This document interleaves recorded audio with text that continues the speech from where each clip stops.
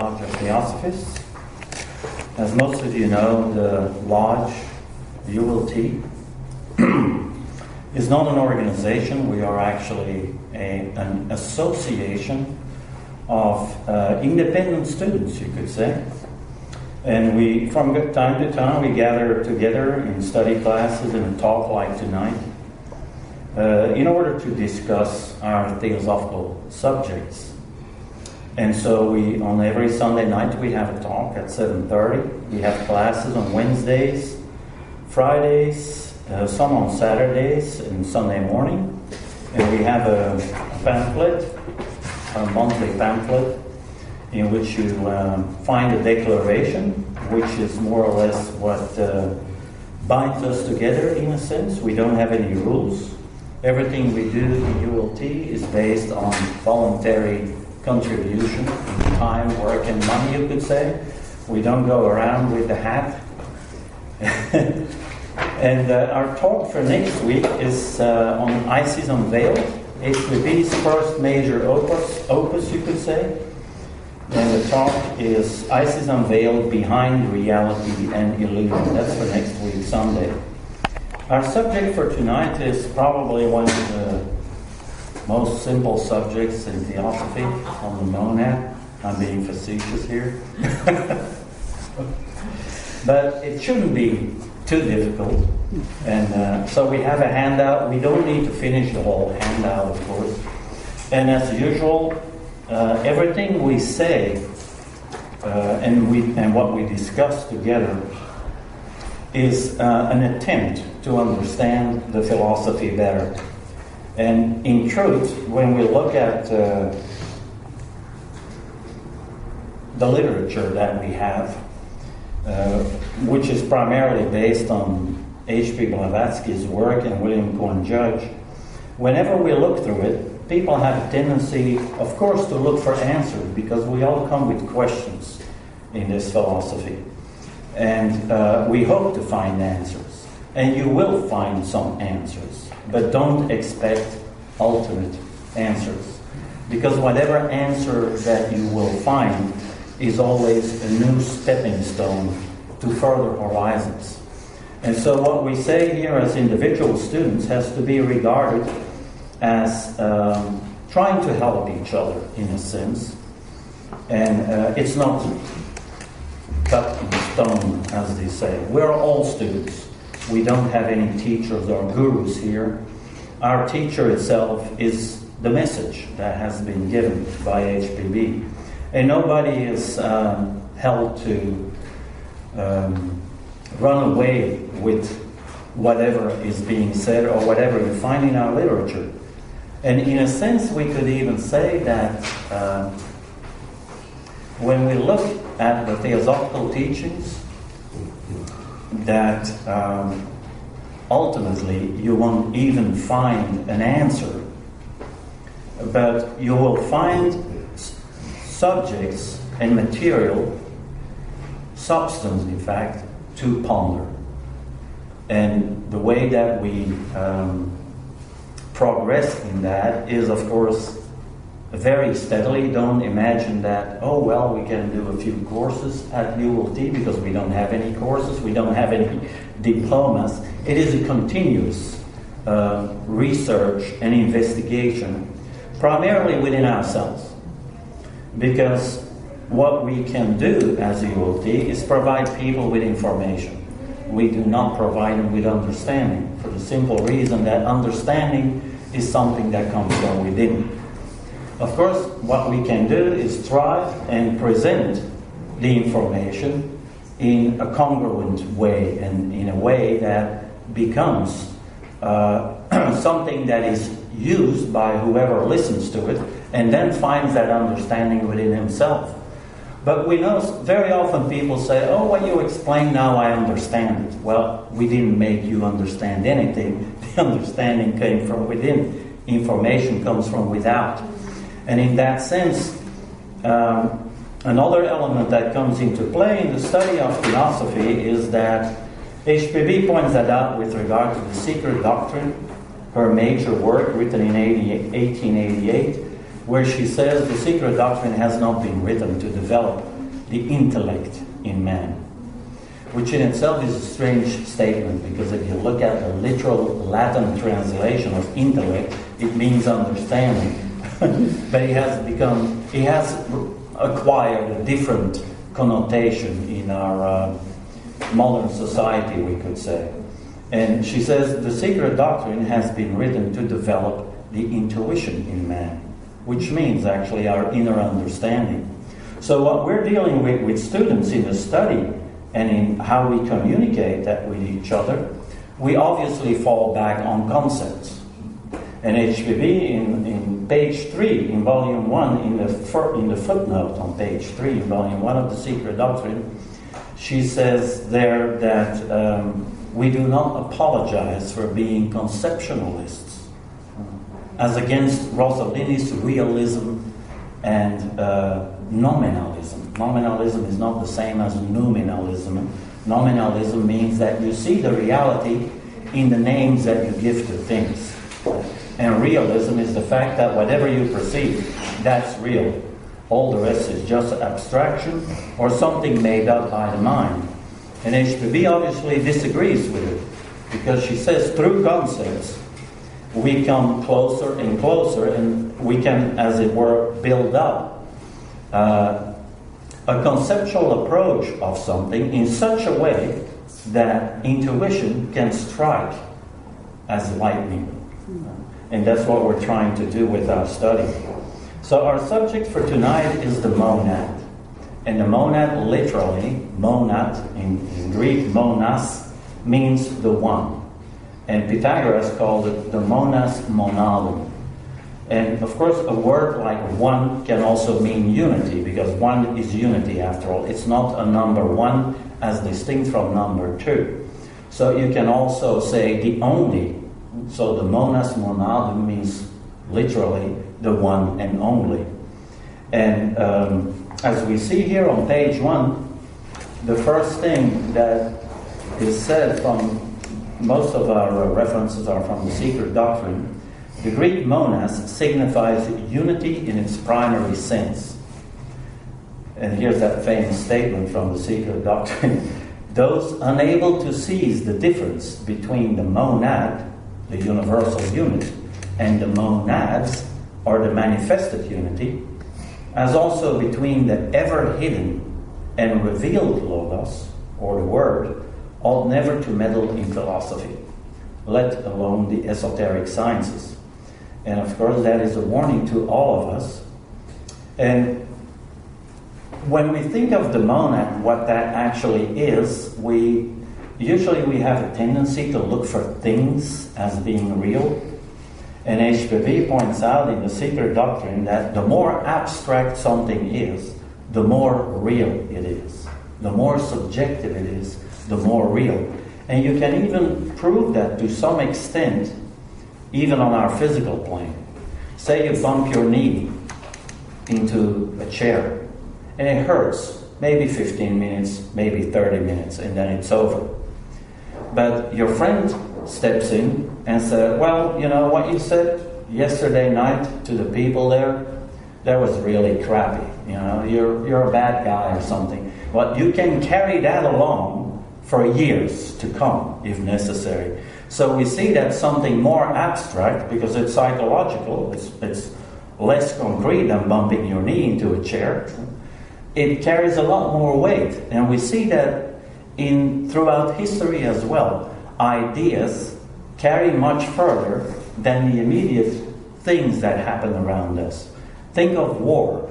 It's almost like a universal archetype, you could say, because we carry the ideas of war for centuries and centuries. We keep rehashing and, as it were, reacting to it again. So the monad itself is a very abstract concept, you could say, but in essence it is a reality of existence itself. It is that what carries existence. And existence itself is, in the true sense, substance. It is, in a certain sense, material, if you like.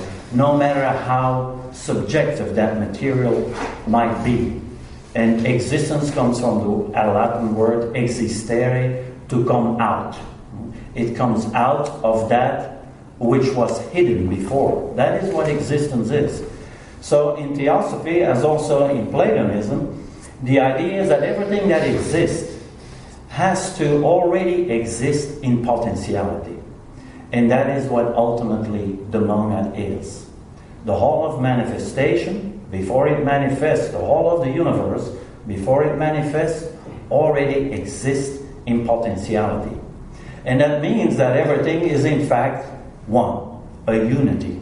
And we see that even science is forced to some extent to look for an ultimate source. They call it the Big Bang. And of course that is from a very material perspective, although we see now that also in science they need to go to concepts that become more and more abstract. Because now they're asking questions, well, what happened 2 billionth of a second before the Big Bang? And obviously we're dealing there with very abstract ideas. They realize that more and more. And in that sense, you could say that even, especially theoretical physicists, become more philosophers than objective scientists, because they're dealing with things that are very, very subjective. So the monad means one, but it can have many meanings. When we look into throughout our literature, we will see that the idea of the monad is dealt with in different ways. Nevertheless, no matter how it is dealt with, it is always a center of spiritual potentiality. I wouldn't even say consciousness, because consciousness is again a word that is the cause for a lot of misunderstanding and misconception in our world. Because for some people, consciousness means the capacity to move, or the capacity to think, for instance, where it is more like a potentiality. You could say consciousness per se, in a sense, which is sometimes used. But sometimes we use consciousness also for the content of mind, our thoughts. That's what consciousness represents. And sometimes we see that consciousness is also used for the vehicle, mind, through which those thoughts manifest themselves. So here with the word consciousness, we already have a problem. So to say that the monad then is consciousness per se, you can do that, but perhaps it would be better if you see it as infinite potentiality. And that is also the very essence of our being. We are so used to seeing ourselves as manifested bodies that we very often identify with the body. Very few people can think of themselves as existing without a body. We need a torso, 2 legs, 2 arms, and a head on it. And that's us. But then the question arises, well, is there something that is real in us that doesn't change? Because look at your body. There's a big difference between a 5-year-old, a 50-year-old, and a 90-year-old. And then people say, okay, well, I may not be my body, but at least I have to be what I think. But then look at how our thoughts change. How we sometimes even change political associations. Some people start maybe out as a communist and end ultimately as a capitalist. And still they're the same person making the change, or the one who's witnesses whatever they're doing. So we're obviously not our thoughts either. And then people say, well, okay, but then I must be my feelings. Well, I can't think of anybody who has never ever changed his feelings.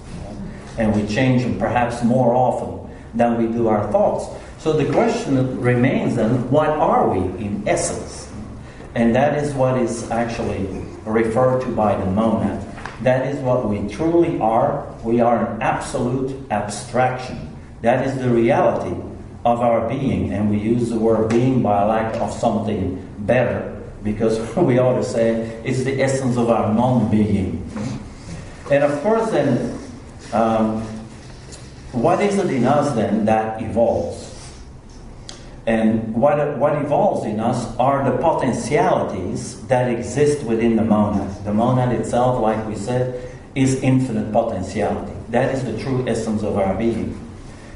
But once, in order to have experience, infinite potentiality cannot experience something unless it develops vehicles through which experience becomes possible. And that's when such elements like feelings and thoughts and bodies come into play. But they just don't appear out of nothing. So therefore we know we have something as involution or an evolution. And both make up the whole idea of evolution and in its totality in Theosophy. But according to Theosophy, if you look at science, for instance, science starts from a sort of 0 point. Ultimately with the Big Bang, of course. And ultimately we have this little bowl of mud that we call Earth, and then there's life there, and that starts again from a sort of 0 point. And ultimately we get this hopefully infinite evolution. Although we all know that sooner or later there's going to be an end to this Earth. And no matter how much we have evolved, it will be destroyed. So if existence is truly only a material fact, then there is actually no hope and no need to do anything at all, because ultimately it will all end, no matter how far we evolve. But if we are infinite potentiality, that gives a totally different color to the idea of evolution. Because before true evolution can take place, we need an involution. And that means that vehicles need to be developed in order to make experience possible. And once that those vehicles are sufficiently evolved to make self-consciousness possible, then through self-devised and self-induced efforts, we can finally start with true evolution. And that is the position in which humanity finds itself right now.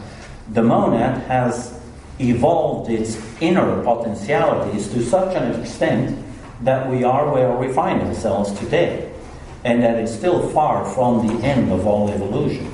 Because the ultimate end means actually that we return back to our own infinite potentiality with the added experience of the past cycles of evolution, so to speak.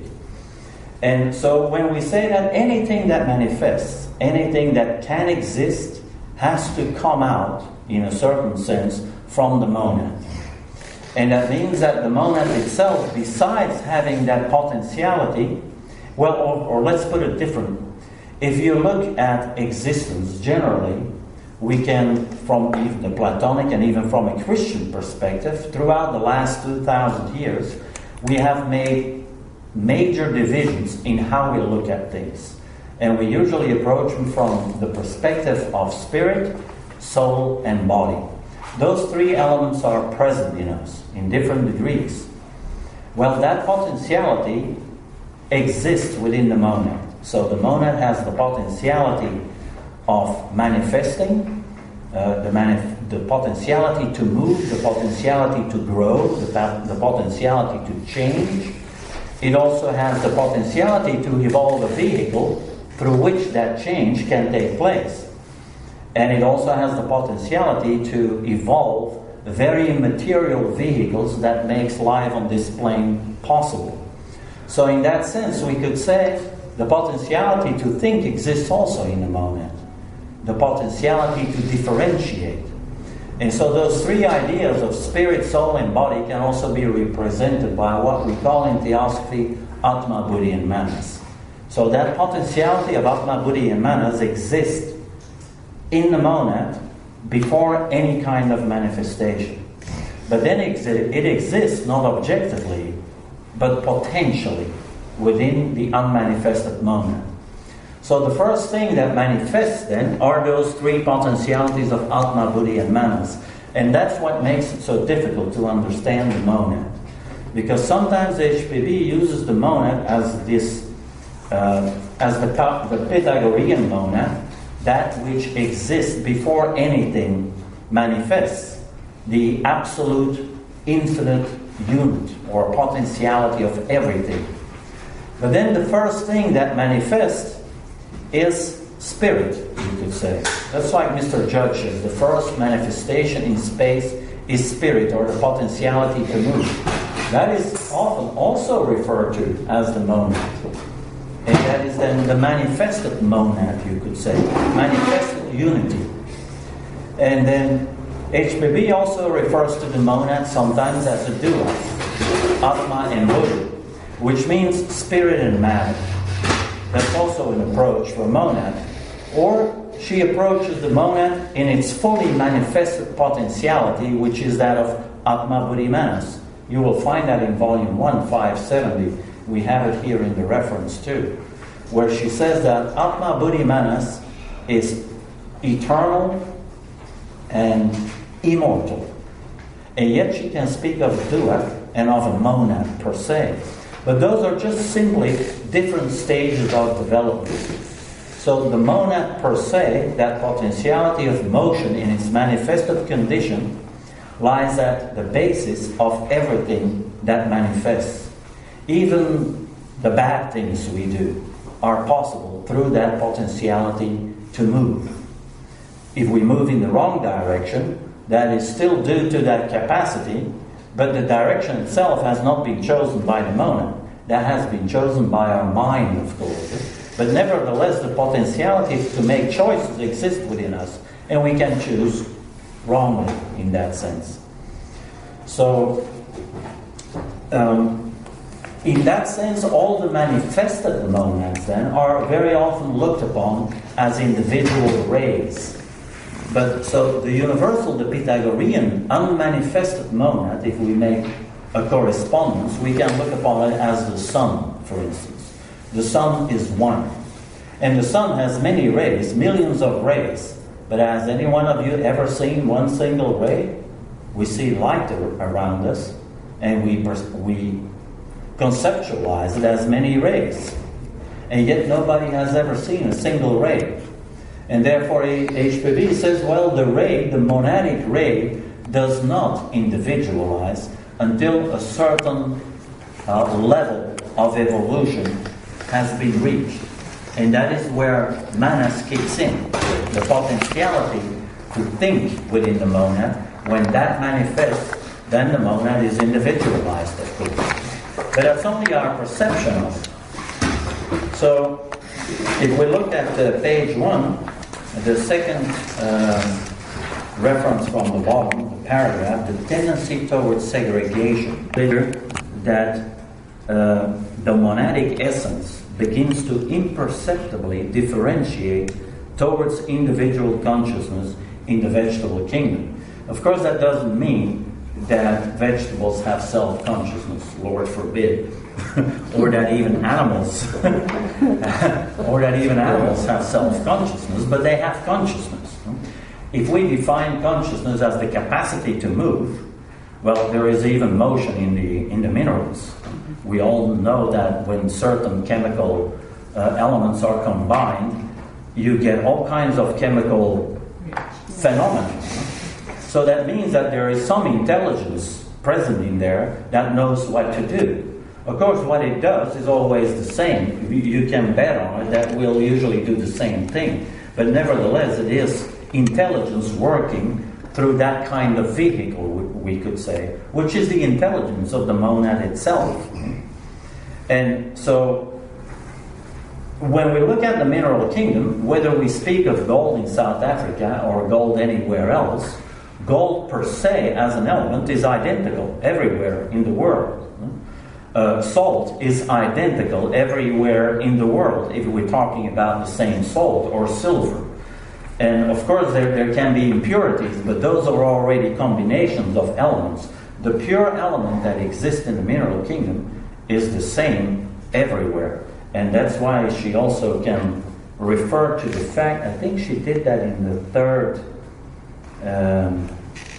paragraph here. In the third paragraph, she said here on page 1, in short, as the spiritual monad is one, universal, boundless and impartite, whose rays nevertheless form what we, in our ignorance, call the individual monads of men, so the mineral monad, being at the opposite point of the circle, is also one. And from it proceed the countless physical atoms which science is beginning to regard as individualized. So the intelligence that works through the mineral kingdom is one intelligence, we could say. And then within that one intelligence, you have subdivisions of hierarchies that manifest as different substances, you could say. Now, what we see then in the vegetable kingdom is that the potentiality to move becomes more pronounced, at least on the surface of it. A tree has roots. Most vegetables still have roots, but we see something growing. It's not so obvious in the mineral kingdom, although we know some in the mineral kingdom are elements of growth. We know that too. Think of certain crystals that truly grow. Why do they grow? Well, because there is intelligence in it that is a little bit more developed than in other elements that do not grow, for instance. But in the vegetable kingdom, it becomes more pronounced, but vegetables are still rooted in the ground. The next step up, we see a further step of what you could say, the freeing up of consciousness of its limitations of being rooted in the ground, and then we call them animals. But they still cannot make choices. Or if an animal makes choice, then it is an instinctual choice. And you can almost bet on it that the choice will always be pretty much the same. And you could say the need of the animal kingdom is also relatively very basic. But at the same time, we see that it is a very highly developed intelligence. You don't need to teach animals anything from when they're small. They almost immediately do what they need to do. The little bird that comes out of the egg, the mother doesn't sit there and gives it a course for 3 days in how to fly. It gives it some time until it has a certain, reached a certain development. And then there is this instinctual knowledge, you could say, almost an animal intuition, if you like. It kicks it out of the nest, and either it flies or it don't fly. And the same with fish and anything else we can imagine. And just look at ourselves. If we compare humanity with the animal kingdom on that level, our babies are totally hopeless. It takes quite a while. We have to teach babies all kinds of things. We have to teach them how to walk. If you don't learn a baby how to walk, it'll walk on all fours for the rest of its life if you don't take measures. And so, in that sense, you could say, from a purely physical perspective, the lower kingdoms do what they have to do. But that's the thing, they will always do the same thing, no matter how intelligent it may look. Whereas humanity has the capacity to make choices. But then we have another problem. You can't make that choice without self-consciousness. So the self-consciousness that is present in us is the manifestation of the capacity to take responsibility, which is a capacity that resides also in the monad, which is that infinite potentiality. And so once that we have that capacity to make choices, the problem is you can make the wrong choice. And that is the predicament that humanity finds itself in nowadays, that we make the wrong choices. So there are certain prerequisites, we could say, in order for the potentialities that reside within our monadic essence to come to full bloom. We need to educate ourselves. We need to learn. And for that, we have our theosophical material, we could say. Now, the question, of course, is that, is the monad just that infinite potentiality? It looks kind of cold, almost. We could say, well, it has nothing human in it. Well, it does have something human in it, or the human would never be able to manifest out of it. But it sounds kind of cold, just like this metaphysical abstraction. And yet at the same time, HPB refers to it as a being as well. Just take another look at a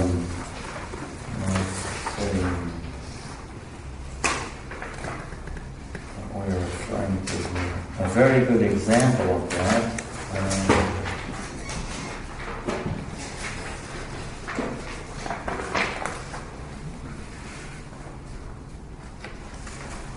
Oh, here it is. It's actually the bottom one of page 1. Colin, would you mind reading that? The thread between the silent watcher? The thread between the silent watcher and his shadow, man, becomes stronger with every reincarnation. It's another psychological mystery. The watcher and his shadow, the latter numbering as many as there are reincarnations for the monad, are one. The watcher, or the divine prototype, is at the upper rung of the ladder of being, the shadow at the lower. With all the monad of every living being, unless his moral turpitude breaks the connection and runs loose and astray into the lunar path, to use the occult expression, is an individual Dhyan Chohan, distinct from others, a kind of spiritual individuality of its own during one special Mandatara. Its primary, the spirit, Atman, is one, of course, with Para-Atma, the universal spirit. But the vehicle, or Vahan, is enshrined in. The Buddhi is part and parcel of that Dhyan Chohanic essence. And it is in this that it lies the mystery of that ubiquity, which was discussed a few pages back. My Father that is in heaven and I are one, says the Christian scripture. In this, at any rate, it is the faithful echo of the esoteric tenet. Thank you. So that's quite an interesting line there. The monad of every living being is an individual Dhyan Chohan, distinct from others. A kind of spiritual individuality of its own during one special manvantara. That gives us immediately a completely different perspective on the monad from just being a sort of a cold abstraction. Because that Dhyan Chohan is a being that has evolved in previous cycles of existence and has developed to quite a very high level of intelligence. And that Dhyan Chohan is here equated with the monad, of course the manifested monad, because she also says that once those monads are reabsorbed into the oversoul, it's just like when the drops return to the ocean, you could say.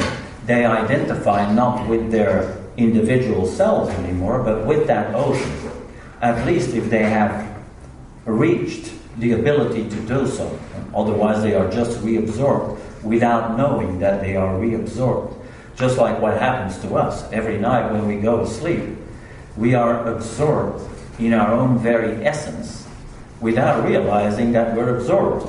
When we wake up, there is no recollection of it. Usually we have dreams, which is an intermediate state. So one of the purposes of meditation, for instance, is to try and penetrate during the night into that deep sleep in a self-conscious way, so that we can bring it back to our daily lower monastic consciousness. Do you find it surprising to see that the monad here is equated with an individual Dhyan Chohan? Yes.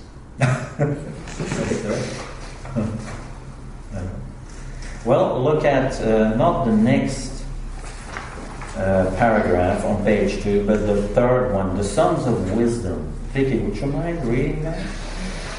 Page 3? Page 2. Page 2. Right in the middle, the Sons of Wisdom. The Sons of Wisdom, or the spiritual Dhyanis, have become intellectual through their contact with matter because they have already reached during previous cycles of incarnation that degree of intellect which enabled them to become independent and self-conscious entities on this plane of matter. They were reborn only by reason of karmic effects. They entered those who were ready and became the arhats, the sages alluded to above. This needs explanation. It does not mean that monads entered forms in which other monads already were. They were essences, intelligences, and conscious spirits, entities seeking to become still more conscious by uniting with more developed matter. Their essence was too pure to be distinct from the universal essence. But their egos, or manas, since they are called Manasa-putra, born Maha, or Maha, had to pass through earthly human experiences to become all-wise and be able to start on the returning ascending cycle. The monads are not discrete principles, limited or conditioned, but raised from that one universal, absolute principle. The entrance into a dark room with the same aperture of one ray of sunlight following another will not constitute two rays, but one ray intensified. It is not in the course of natural law that man should become a perfect septenary being before the seventh race in the seventh round. Yet he has all these principles latent in him from his birth. Nor is it part of the evolutionary law that the fifth principle, Manas, should receive its complete development before the fifth round. All such prematurely developed intellects on the spiritual plane in our race are abnormal. They are those whom we call the fifth rounders. Even in the coming seventh race at the close of this fourth round, while our four lower principles will be fully developed, that of Manas will be only proportionally so. This limitation, however, refers solely to the spiritual development. The intellectual on the physical plane is reached during the fourth root race. Thank you. So what we see here is the philosophical problem of how something universal becomes individualized. And the problem lies actually more in our understanding or the conceptualization of what an individual is. Because universal means the one that turns upon itself, uni vers, turning up the one, uni verse, turning upon itself. Whereas if you look at the root meaning of the word individual also comes from the Latin root individus, indivisible. So the distinction between the universal and the individual is just a matter of how we look at it. Because the individual, if it means individus, that in a certain sense it's the same as the universal. Because the idea in Theosophy is that every being, and you could say in a sense, every monad consists of lesser developed monads, or just call it then lesser developed potentialities, with the emphasis on developed, not on potentiality, because the monad on whatever plane, infinite potentiality on whatever plane is identical. And potentiality in itself is not something that evolves. What evolves is the ability that comes out of that potentiality. But you can't add anything to potentiality per se. Absolute potentiality, there's nothing to add to it. It's everything. And you can't take anything away from it because it's not a thing from which you can remove something. So from our perspective, it's an absolute abstraction. But those potentialities exist in different degrees of substance. And that is what makes the difference. Because what they can evolve in any kind of degree of substance, the potentiality they can evolve, is limited by the degree of substance to which they belong and in which they develop. Now, that's not rocket science, right? I mean, homogeneous substance is not some degree of substance that sits there to be homogeneous. Homogeneous substance, if it is truly infinite and boundless, that means that homogeneous substance exists in an infinite amount of degrees as well, but in a homogeneous manner, you could say. So in other words, to us, homogeneous is that which to us is imperceptible. To beings on that particular plane of homogeneousness, to them that may already be differentiated substance, is homogeneous to us. And look at in the literature how often HPB says when she explains something to us from our perspective.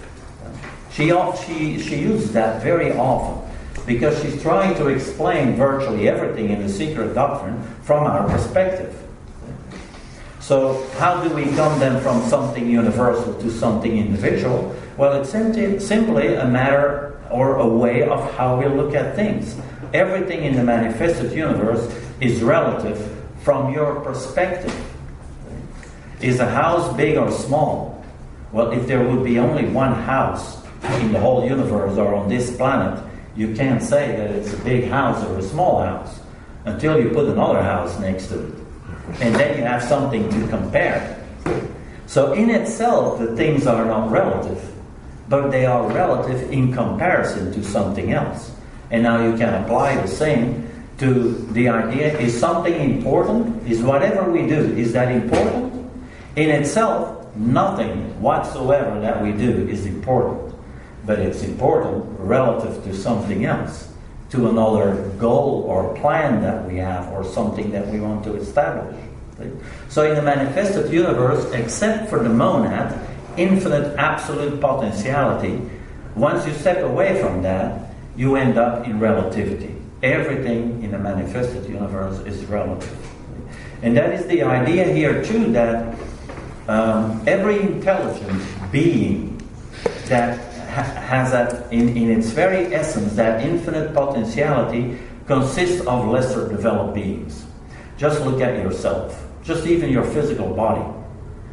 It's not a homogeneous unit. I mean, it consists, the fact that it can exist is because of innumerable entities, living beings that exist within our body. We know now, science has come so far to realize that we contain about 10 times more bacteria than cells in our body. Well, take all those bacteria away from your body and you won't exist anymore. Take the bacteria out of your intestinal tract and you'll die pretty much instantly. You poison yourself. So we find viruses and microbes and minuscule microscopic lives throughout our whole body. And even in that sense, Theosophy looks at a molecule or a cell as a living entity because it is a living intelligence. But just like the atom, you could say, at least the traditional vision is that the atom has a center, a nucleus of protons and neutrons with electrons around. But we know that the protons and neutrons consist, oddly enough, each one of them, of 3 quarks. That's a triad. It's esoterically speaking kind of interesting that there's a triad in each proton and neutron. And so you can divide things up as long as you have something, whether you call it substance or energy, you can always divide it further. As long as you have a thing and the means to divide it, then you have 2 things. And then you have again 2 things that you can divide ad infinitum. But in the other direction it's the same. Many atoms together make a molecule. Many molecules together make a cell. Many cells together make an organ. Each one is an intelligent entity in Theosophy that itself consists of lesser developed intelligences and is with others part of a higher developed intelligence. And that goes on ad infinitum virtually in both directions, whether small or big. Once we go beyond what we call our manifested universe, we don't know where we end up, even on the physical plane. We have a solar system with planets. That solar system with the planets is, you could say, in a sense, a monad, a unit, of which what we see are only parts, of course. But it is a potentiality. That potentiality consists with other solar systems in a larger universe, which you may perhaps call a zodiacal system. That system with other systems ultimately makes a galaxy. Then we see that there are clusters of galaxies. And even science calls it that way. Islands of galaxies. And then you have clusters of islands of galaxies. And you have clusters of clusters. And so forth. Until the mind reels and is exhausted and our telescopes can't see it anymore. And so what do we say? Well, that's the end of space. Because that's as far as we can see. But it may very well be that the end of space is just an island with other islands that are infinitely large almost. So in that sense, you could say in an infinite universe, in an infinite space, size is really of no consequence. It doesn't really matter because it's all relative to our perspective. Do we have any questions so far on what we've been discussing? Because the handout itself, you better read this at home. It's interesting. But you mentioned the E. coli in the intestinal tract.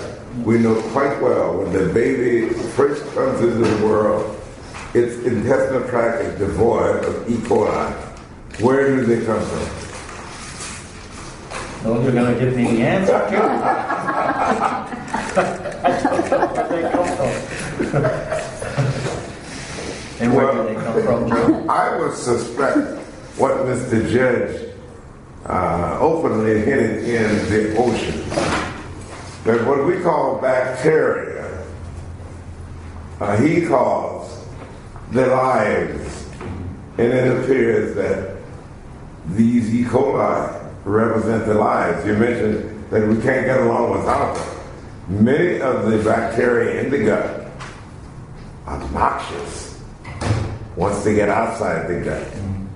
And we know quite well that the ones we call E. coli and many of the other so-called named bacteria are absolutely necessary for carrying on, helping with digestion.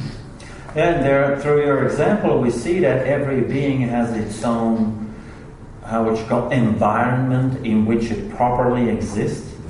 And it only becomes dangerous because when the same activity expressed in a different environment, like for instance when a certain bacteria penetrate the intestinal wall, then on the outside they may do a lot of damage because that's not their environment to work in. And very often they even change their face, so to speak, and science looks upon them as different microscopic life. But it's actually the same thing in a different environment. And sometimes it even changes its appearance. Mm-hmm. So that to science it gives the impression of being something else. But it's actually the same thing in the wrong environment. So that's a good example. And HPB points out that microbes and bacteria on our plane are actually precipitated or crystallized prana from a higher plane. So where do then the E. coli come from in the baby? From crystallized prana in that sense. Vicky, did you have your hand up there? No? Okay. I could, but Kelly really does. Okay, Kelly? Did you say that from the infinite potentiality to the individual, that happens because of karma? Does that happen because of karma? Yeah, truly, because infinite potentiality also is the capacity to act. It is the capacity to move. Once you have movement, you have action. Once you have action, you have causes. Once you have causes, you have effects. So the monad itself, in fact, which sometimes is also referred to as Atma, or sometimes Anu, Adam, sometimes it's referred to as Hiranyagarbha, even an egg, because that's an atom. That in itself is the source of karma, or the law of karma. It's not karma itself, or in the sense you could say it is karma itself as the law, but karma in operation is when those potentialities act, when they manifest themselves, then we have the law of karma in operation. So the monad is the source of karma.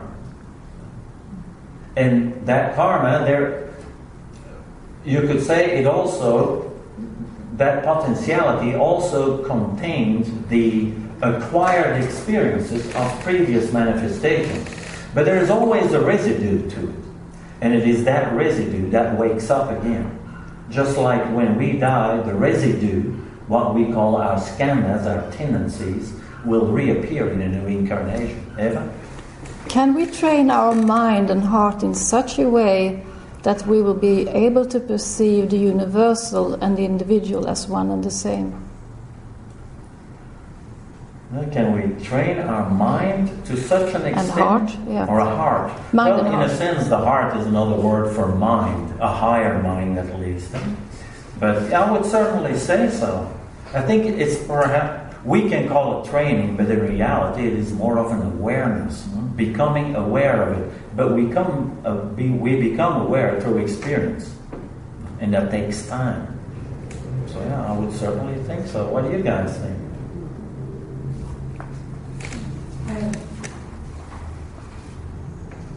no idea. Yeah. But I wanted to raise another point that in a sense goes along with this point.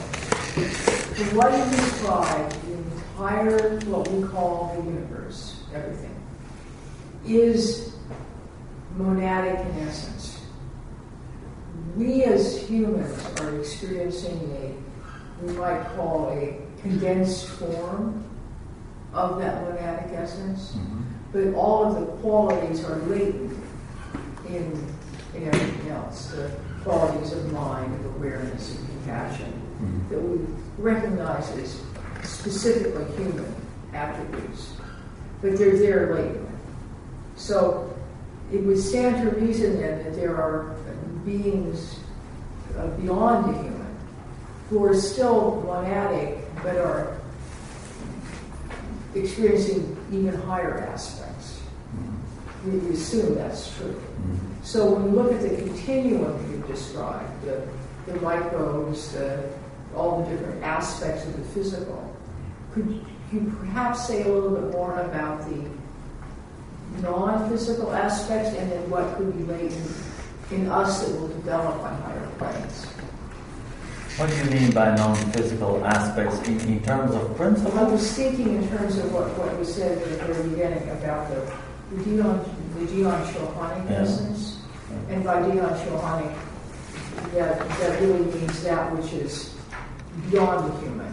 It's still a creative, an abstract creative force that is not uniquely human, among other things. So thinking of all that one,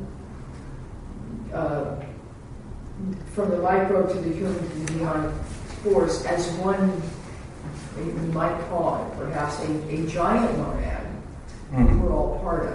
No. There's all sorts of aspects to it that are unknown to us.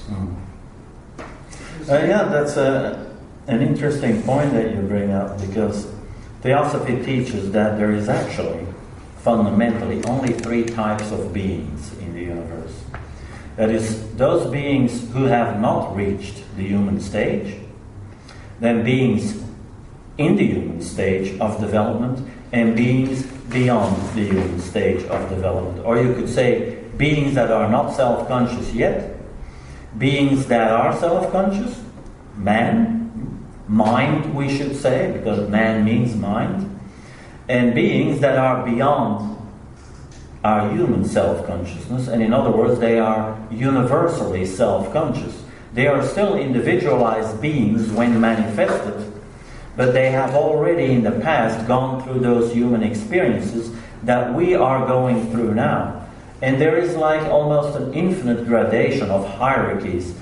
I think Mr. Judge makes a comment somewhere that the variety and differentiation within the spiritual world is even much more complex than in our manifest physical world. But that is a matter of perspective, of course, of how you look at it. But so there are beings that are already developed past our human present condition, you could say. But it is then those beings themselves that initiate a new evolution. That's why we say in Theosophy, because they represent the universal, because they are that universal self-consciousness. And in fact, there is nothing but self-consciousness in a sense, because being conscious of self means one, the monad in that sense. There's only self-consciousness, but to the degree that you are conscious of it, that is a matter of evolution. And that starts as it were from zero, like minerals. They're not self-conscious in the way we think of self-consciousness, but they are self-consciousness per se, but not conscious of themselves in the sense of being separate from others. So there is actually only one consciousness, whether you call it universal or individual. In essence, it's the same. It's just a matter of perspective.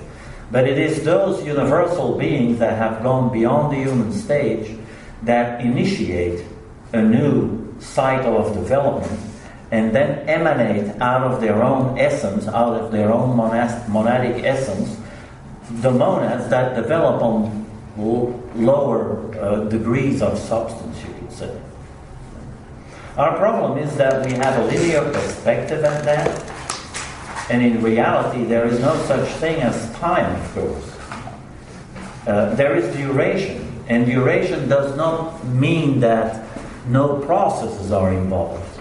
Duration knows processes, but we combine a process with a linear movement through time. There are processes that take place instantly, you could say, all at the same time, but that is sort of beyond the scope of our perception with our present mind. Because the past doesn't exist. That's nothing but a memory. It has never existed. It is only a memory. We are now, and now we are now, and now we are now, always. The future is just wishful thinking. It doesn't exist. We don't know what it's going to bring. So we are always now in duration. But remembering something from a previous now, so to speak, is what we experience as a memory, and then we say the past. But there's actually no time. Everything is, in that sense. But our experience of it on this plane gives us the impression of being involved in a linear sequence. And of course it's true from our perspective. That's just like saying everything that is not the absolute is an illusion. Yeah, that may very well be true, until you run with your face in the door, and then you'll have a different perspective on it. Because in order to do so on this plane, you need a vehicle that belongs to this plane of illusion, and that's what we are dealing with. So everything is relative in that sense. I mean, it may be an illusion, but like Rob often says, it is a real illusion. That's why things can hurt or be pleasant. Go ahead. The past is extremely important. For that reason, it is very real. For the very same fact that we did experience it. And the future is not just an illusion. It's actually very real for what we see coming, or at least we should see coming, which is what we don't see. Mm-hmm. And that's actually the problem of the human being, that doesn't see the future, But the future is very real in relation to our past and present. Your question is thinking of the future important? Well, of course it is important. But there is a difference between being aware of what the future may bring and conjuring something up that has no reality. A lot of people think, oh, if only this and only that, and tomorrow I'm going to do this and I'm going to do that. And they never get around to it anyway, because they conjure up all kinds of stories, so to speak, in the monkey mind that can go anywhere. Wishful thinking. Oh, I wish I was this, I wish I was that, but they never act on it. But being aware of you can, in that sense, prepare for the future. There's nothing wrong with preparing for the future. But that has more to do with the awareness now than just wishful thinking about the future. There's a big difference there, of course. So I wouldn't recommend or think even that Theosophy says you shouldn't think about the future. That's not what it means, of course. Yeah, you can think about the future. You can contemplate through awareness where you want to go. But just making up stories about the future, that's a totally different thing. It's just fantasy, in fact. We fantasize about the future. And it's actually important in such a sense that we can never become something or something that we want to establish without the awareness of setting out the lines in our mind how we will come to certain results. You have to see the result, as it were, in a mental frame of what you want to reach in order to be able to reach it. A fantasy cannot be reached because there's no path to the fantasy. But it can become a reality if you set out a future path that you will follow every time in the now. Does that make sense? Jerome, before you do you think that as we get older, there's a tendency to fantasize about the past?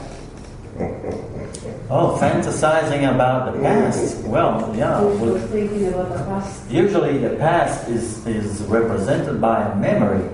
But yeah, we can fantasize about the past too, in the sense of if I only had done this or that.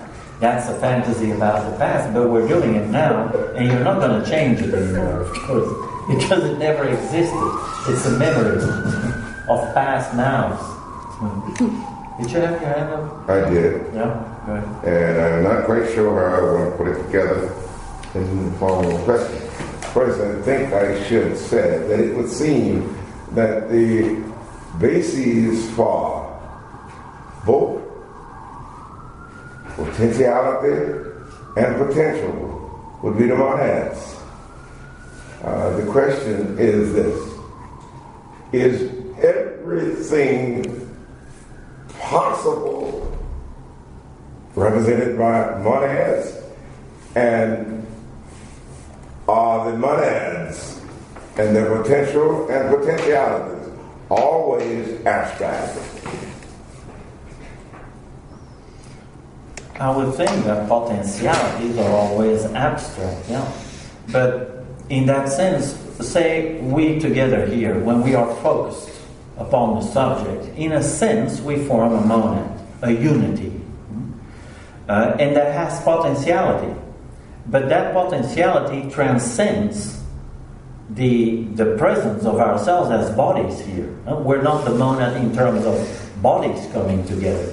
We're the monad in terms of the unity that we form. And that seems like an abstraction, but it's actually a reality. Because without the aggregate of minds here, we would not be able to discuss what we're discussing, unless I'm sitting here alone, being a lonely monad. So monad means unity in whatever aggregate of entities that come together. That's also an approach of the monadic potentiality. So in that sense, a lodge represents a monad, or should represent a monad.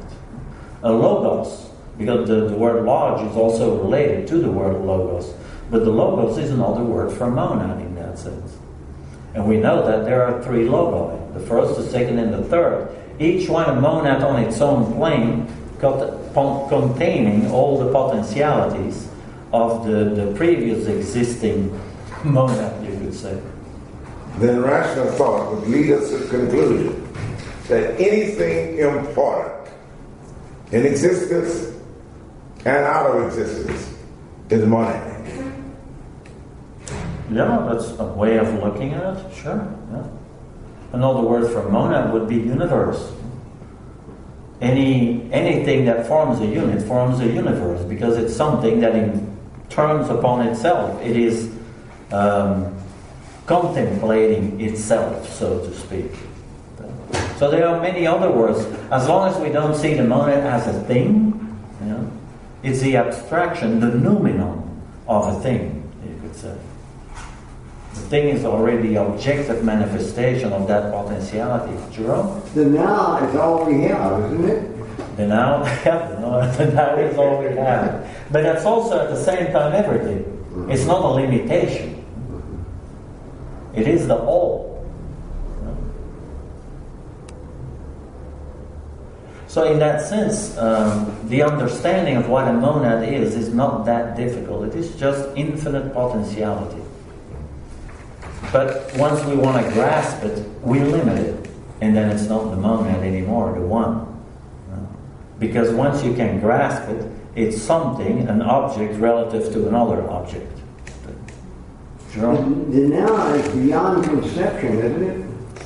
Is the now beyond conception? I would certainly think so, because once you conceptualize it, you have time. Mm-hmm. Concepts usually take place in time, at least on our plane. And yet, part of being human is experiencing, living in the moment. Because our tendency always is to either live in the past, or anticipating something. Now, we are in a sense of balance between those three states. But to truly be aware of what's around us at this moment is requires some sort of concentration and focus. And also, we might think of respect for what's around us. So we're not dominating it or denying it, but accepting that it's a universe that isn't just about us. And I think that's very hard work. Yeah, it's an increased awareness. In other words, becoming more conscious of.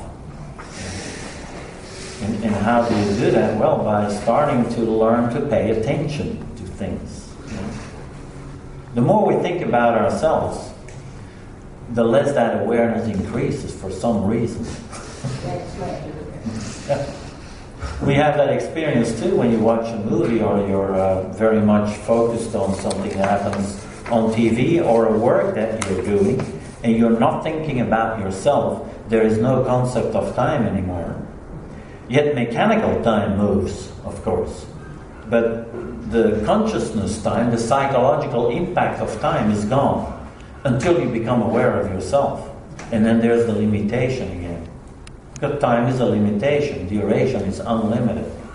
It sounds kind of odd and the opposite, but it's not true. Joe?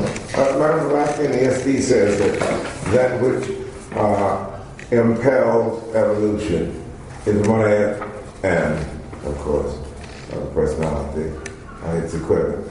And Mr. Judge says in his big important article, the higher keynotes to evolution are karma and reincarnation.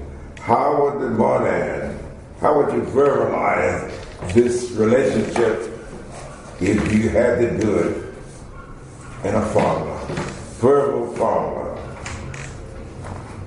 And what do you want me to verbalize? The impelling of evolution by the monad. And Mr. Judge's statement that the keynotes to higher evolution, karma and reincarnation.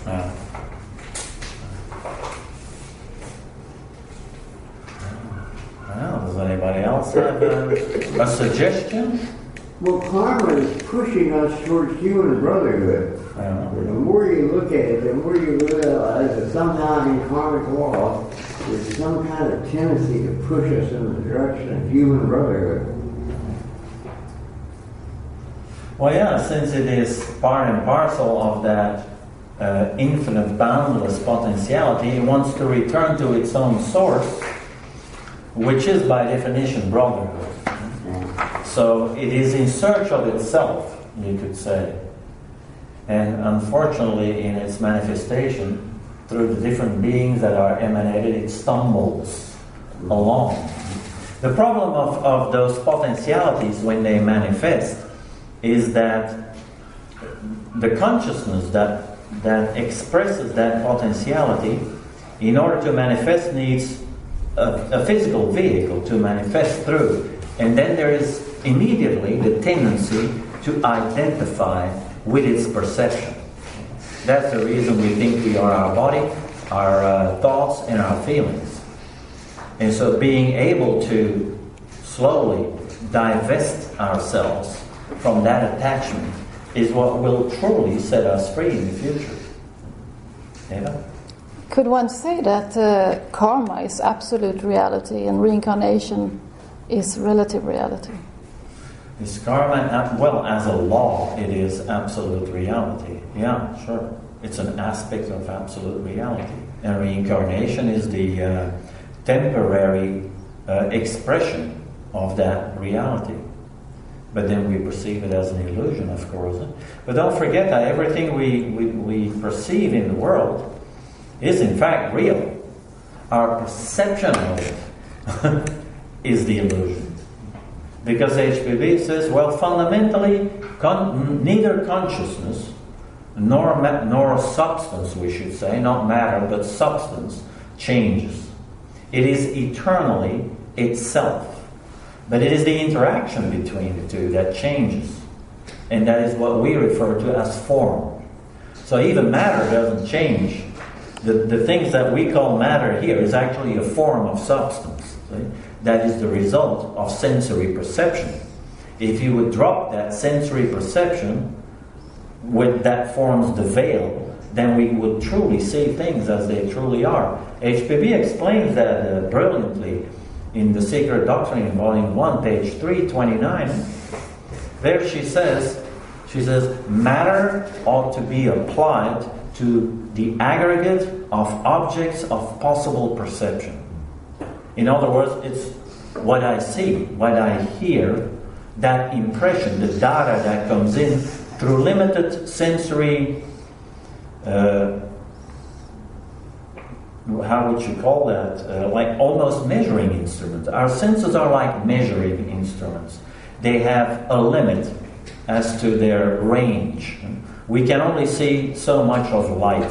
We can only hear so much of sound. We can only feel so much of touch and so forth. And so the perception of our world is a limited perception. Because if you would see it with what you would call infinite senses, then nothing would be as it is now, of course. Or even with extended senses. Imagine you would be able with your eyes to see X-rays like Superman. The world would be looking totally, completely different from what it is now. So what we're seeing is a veil. And we take that for real in that form. And therefore she says it's better to use the word substance for that which carries that reality, that consciousness. That's what it literally means. Substance means to stand below or to carry consciousness. That's what substance means. The perception of it, she says, is what we call matter, but that's actually form and an illusion. It's a temporary appearance. Well, you have one minute left to speak your mind as to the moment. Do you think it was difficult, this subject? Of course, it is a vast range of subjects, the monad. That's the strange thing with the study of Theosophy. Once you focus on a particular subject, and you take any book almost, especially the Secret Doctrine, every page has to do with that subject on which you focus your awareness. It's as if the whole Secret Doctrine is about the monad, and then you focus on reincarnation, and the whole Secret Doctrine is about reincarnation, or about karma, or about the Ani-Buddhas, or whatever you want to call it. Every page contains everything, which is again proof that everything exists within everything. I think the hardest thing about the monad is realizing, as you point out, and as the quotes obviously point out, that it's not a thing. Because it is its name, the monad. You think of it as a thing, like the chair. Yeah. So to think of it as a function, an aspect of the absolute, the manifestation is a very different. Yeah. Well, that which is absolute, the only thing that it can do when it manifests is show its infinite potentiality that exists within it. What else is there to do? And what would be the need for just having the existence of potentiality without its expression? There would be no need for an absolute. But once it exists, well, then it has to manifest. But once it manifests, it's a limitation of its original potentialities. And that is what the monad is, infinite potentiality and unity. All right, sorry friends, we're already over time a few minutes. Thank you. So next week, the subject will be on Isis Unveiled, behind reality and illusion.